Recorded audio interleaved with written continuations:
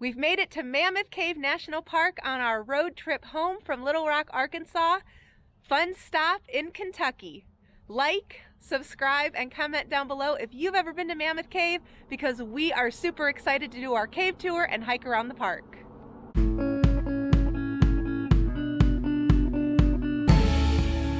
Okay, so we just found out that for our Frozen Niagara Tour, which is the tour that we are doing, we did do advanced reservation, so we don't have to stand in line, we don't have to do anything.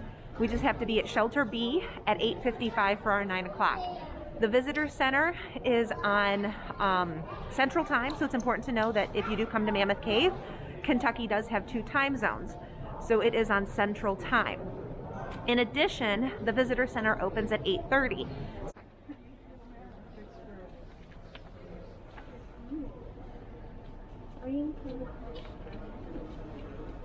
Time to get another stamp. We already got our sticker.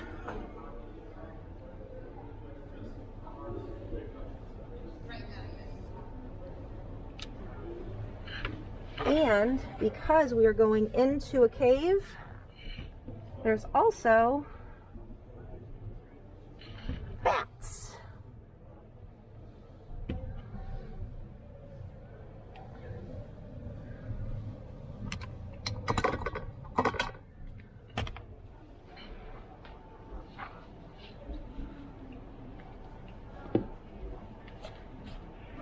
Another national park crossed off. We have made it to Shelter House B, where we're going to pick up a bus and go on the Frozen Niagara Tour. Y'all are here for the 9 o'clock tour, Frozen Niagara Tour, 9 o'clock. My name is Jackie. I'm going to be the ranger taking you on this trip. And this does involve a short bus ride out to the cave. There's multiple ways to enter the cave, depending on what tour you've taken. Down this hill, about 100 yards, is the original entrance, the big natural entrance. And we do have tours going in that part of the cave today.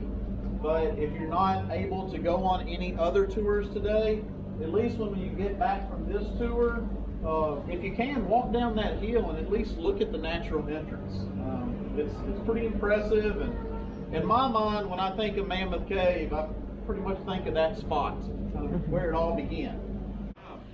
We could go in this natural entrance and actually hike a couple of miles, make our way down to the lower levels of the cave, cross a 100-foot pit, crawl a little bit, eventually reach the underground river. Well, that sounds great to you, doesn't it? Probably not too much.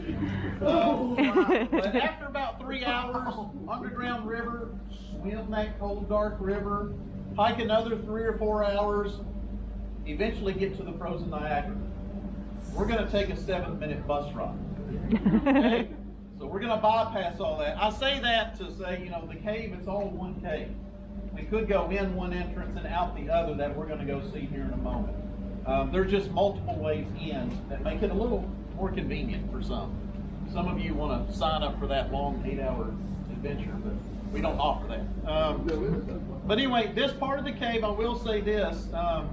This is a short tour, but it's a great trip to introduce you to Mammoth Cave, to show you stalactites, formations, just see a little bit about what makes up Mammoth Cave.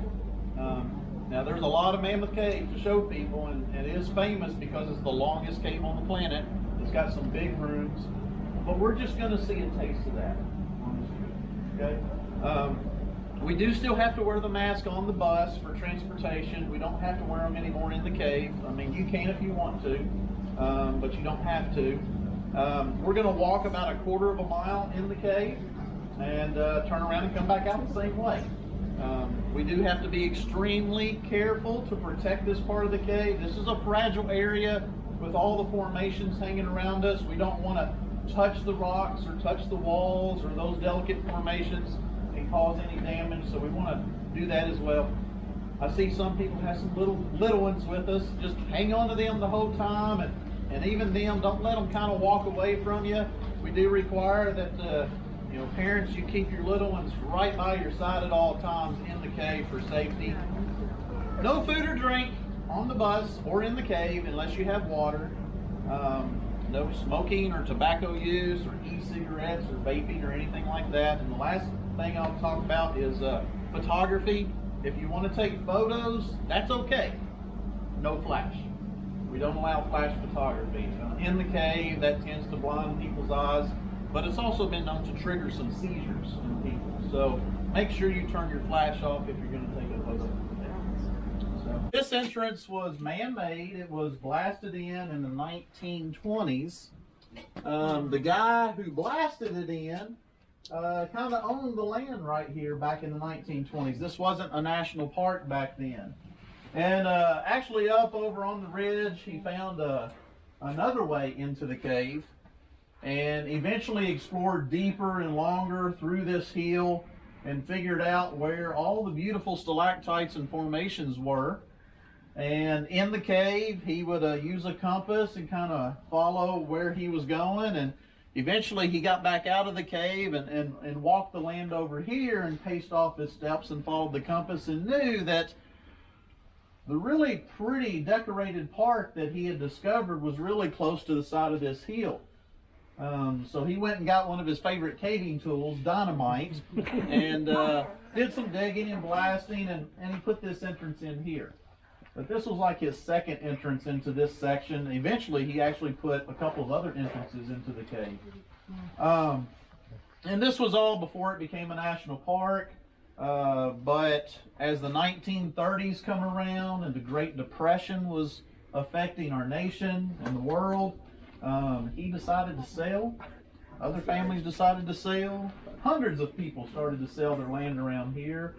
And that's kind of when the national park Mammoth Cave movement kind of really took hold and land was acquired. And by the 1940s, this was the 26th national park. About 53,000 acres is what this park makes up today. So we're going to see just one little section of the cave that runs under these ridges here.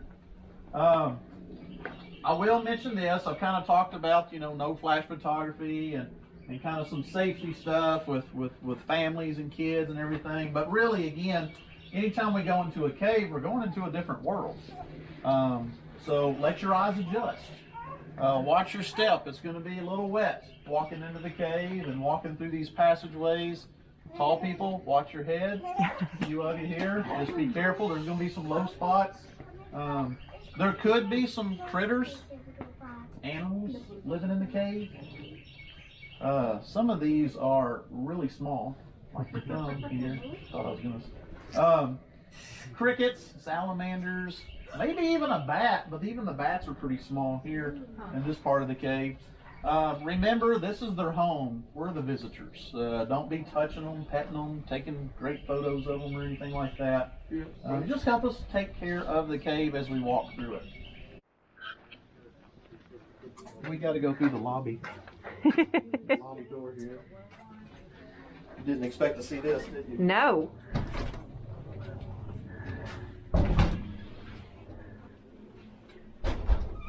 Yeah, I already see animals. That's a spider. But here's a little bat covered in condensation. Beautiful. We don't want to wake it up.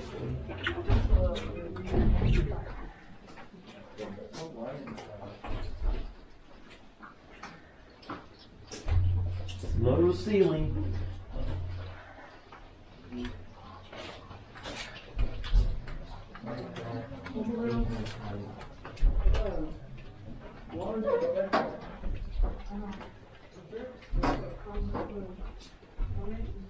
This is as far as he dug or blasted to get into the cave.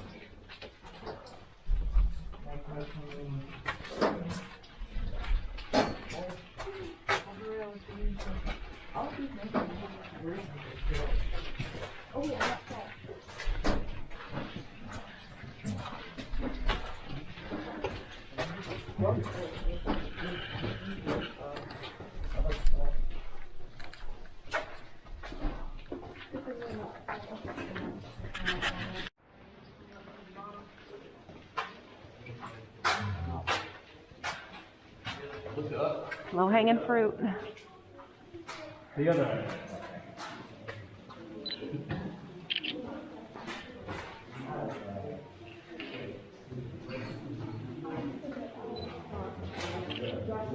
on this side. They're hanging off.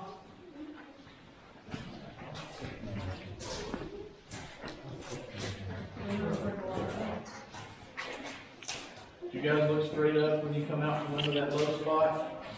Oh my God. No, you're fine. Oh my God. Anything like that, Justin? Now, are you starting to see why he wanted a quick and easy entrance to this part of the cave? Beautiful area.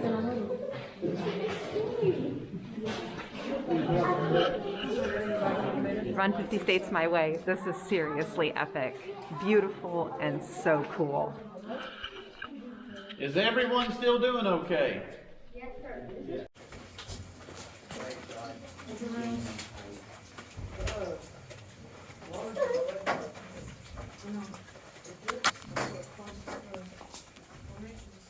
This is as far as he dug or blasted. Has some of those calcium deposits in it, so as it drips very slowly off the walls and ceiling, it's leaving little mineral deposits behind. Stalactites are the ones that look like icicles hanging from the ceiling. Stalactite, they hang tight to the ceiling. There's a C in the middle of that word, stalac, C for ceiling. If it drips to the ground, it's called a stalag. G for ground. It might reach the ceiling, or you might trip over it. So it's a stalagmite.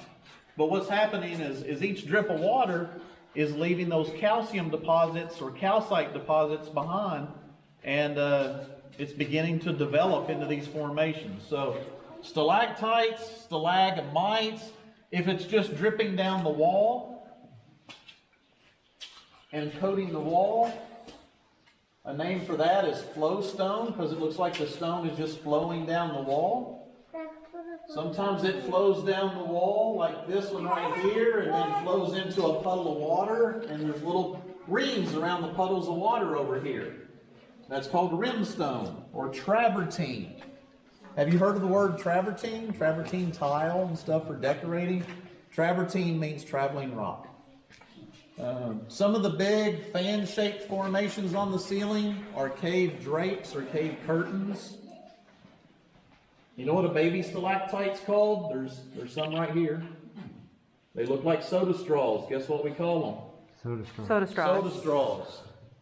The draperies or curtains, if they're babies, look at them over here where my light is. They look like strips of bacon. What do we call them? Strips of bacon. Cave bacon. My favorite formation right there. So take a look and then follow me.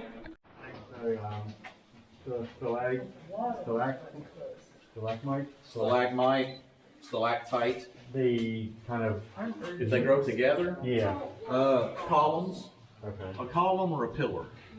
And then up ahead, we're going to see a row of columns, so we call that a colonnade. A row of columns. This is a 60-foot pit with about 5 feet of water at the bottom. It also goes up 40 feet. Oh, wow. So it's 100 feet from top to bottom. This is what happens when you don't fix your roof. Everybody watch your head. There is a tight spot here.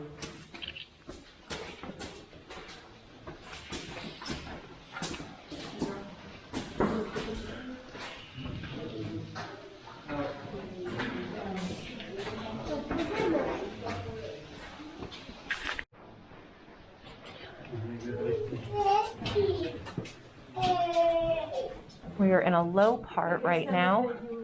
I am a little bit bent, but it's not that bad. It's really hard to see because it is still very dark inside.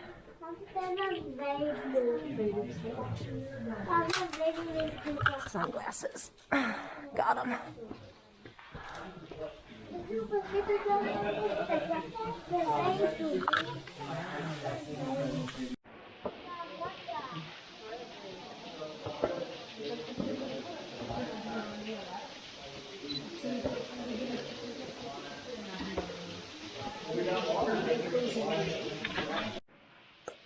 And I just talked about stalactites being formed by water dripping.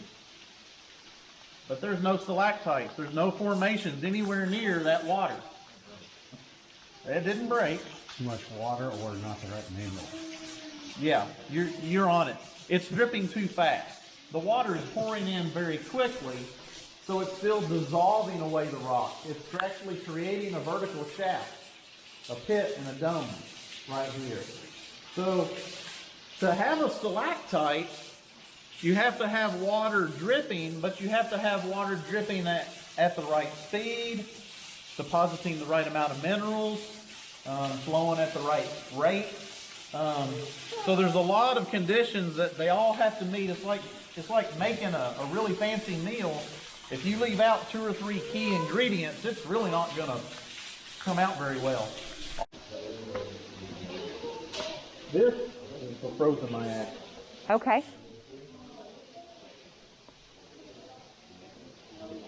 Just watch your step and not your viewfinder.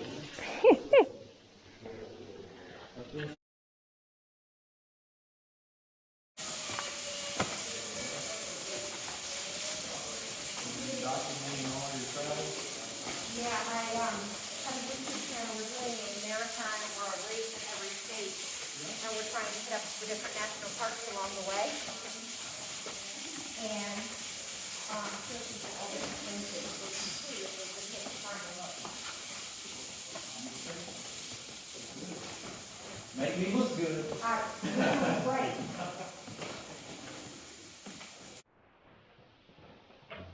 Pretty much, yeah. Very little change has been done since this part of the cave was discovered. It was found in the 20s, the 1920s. Yeah, as far as man knows, they didn't make it into this part of the cave until then. Other parts of the cave they have prehistoric drawings and everything. This part of the cave, when they found it, they photographed it.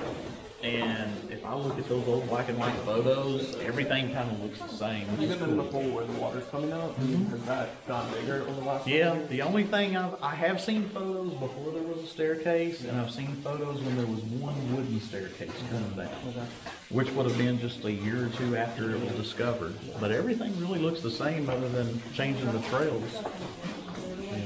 So there's like a footprint, right? A big start.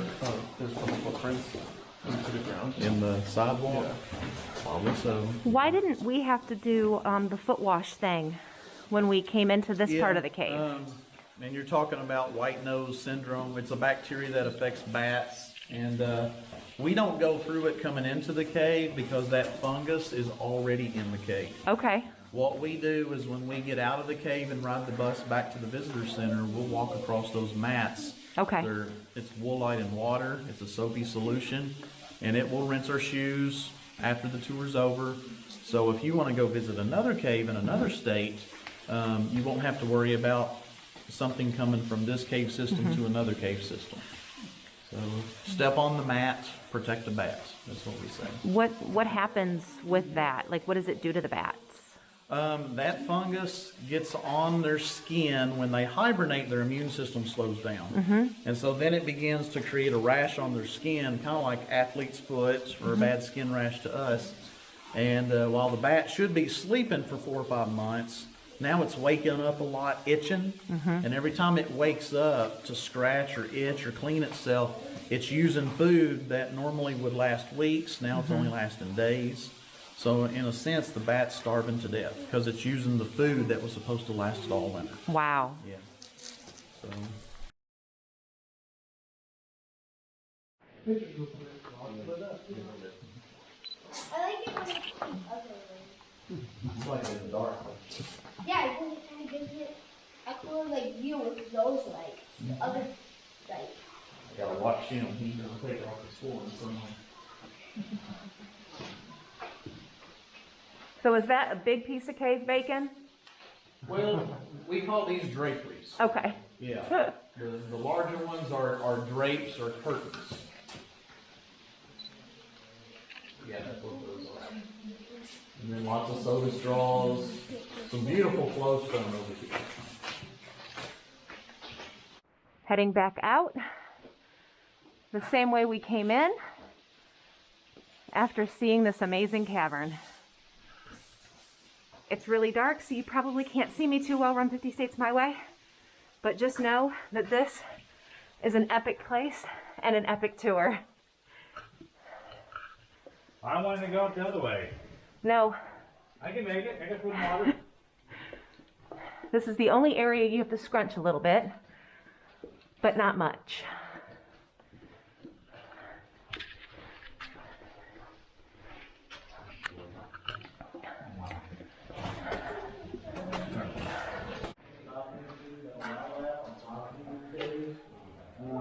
There was one that was cut off years ago and headed into the World's Fair when it was in Chicago in the 1890s. That's not in this part of the cave, but that's one that sometimes they will allow people to touch. One of a couple of the others I visited. Coming out the way we came in. Can start to see the light. Did it open up your eyes? I saw the light. Ooh, and I just got dripped. I wonder if the little bat's still there. And the giant spider. All right, Run 50 States My Way. We are officially cleaning off the bottoms of our shoes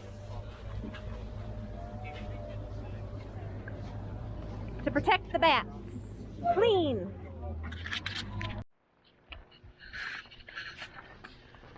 Well, we saw Mammoth Cave from below. Now it's time to see Mammoth Cave from above.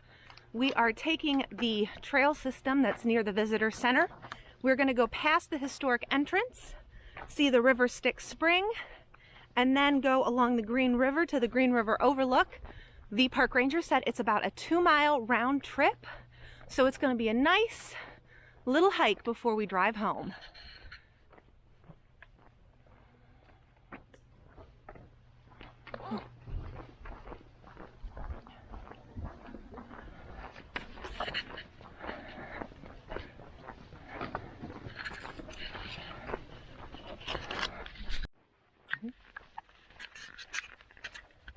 So far, this is a completely paved trail, so it makes it very accessible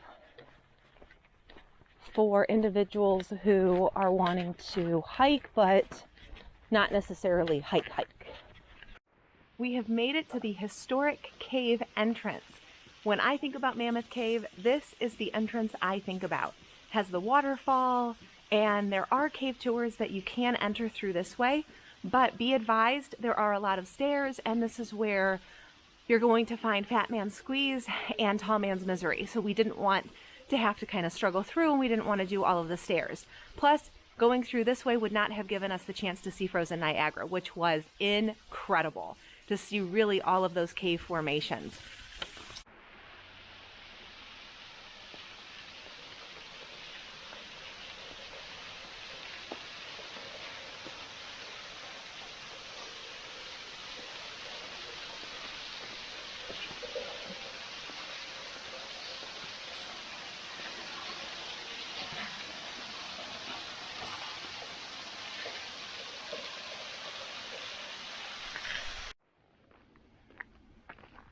On the River Styx trail, and it has changed from a paved trail to kind of like a pebble trail.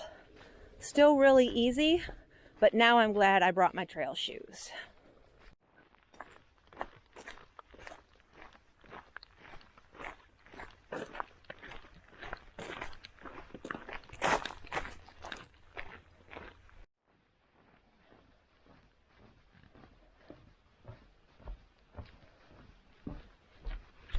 We have made it to the River Styx Spring. What this is, an unseen underground river, the River Styx, aptly named, emerges here to join the Green River. Springs like this one are found all along the Green River.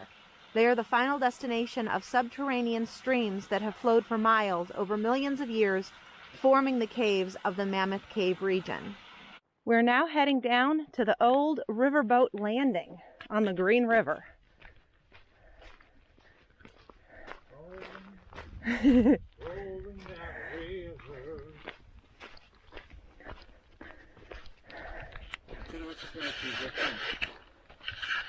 Thank you. Ryan admitted he needed trail shoes for today. I knew I needed trail shoes for today.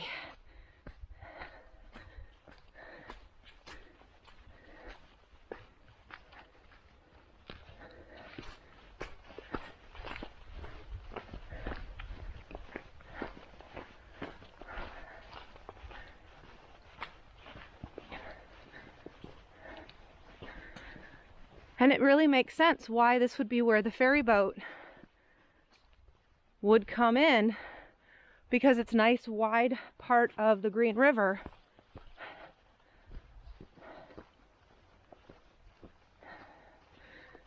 And you can tell the water difference. So this is where the river Styx spring meets the Green River. And the water level's pretty high because they have had a lot of rain.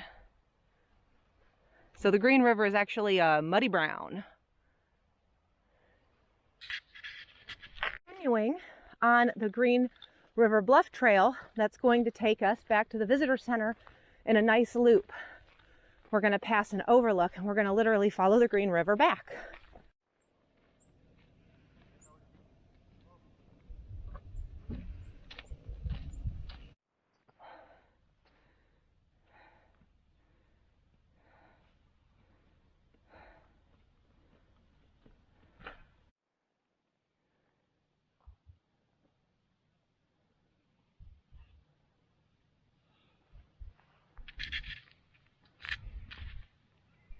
An amazing view of the Green River. More than 100 species of fish and 41 species of freshwater mussels, including several endangered species, are found in Green River. Researchers identify Green River as one of the most biologically diverse streams in North America.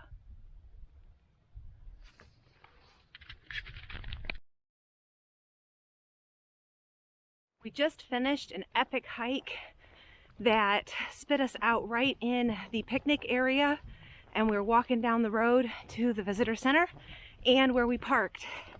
When it's all said and done, I will be just short of 3 miles, maybe right on 3 miles, we'll see. But definitely check out the loop from the visitor center that takes you to the historic entrance, the river Styx, and then along the Green River to the overlook. Definitely a hike, but really awesome. Loved the different terrains, loved the different views.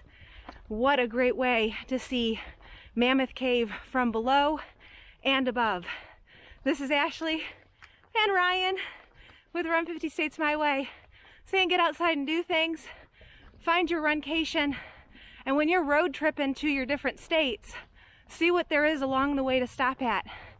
With that, this is our last video from our Arkansas runcation. We are leaving Mammoth Cave and going back home to Ohio, about 4 hours away from Columbus. We hope you subscribe, comment down below, and give us a thumbs up if you liked this video. We've got a whole bunch of content from Little Rock and the runcation and all the different stops along the way, and we absolutely had a blast completing state number 12. Always Run 50 States My Way, 1 mile at a time.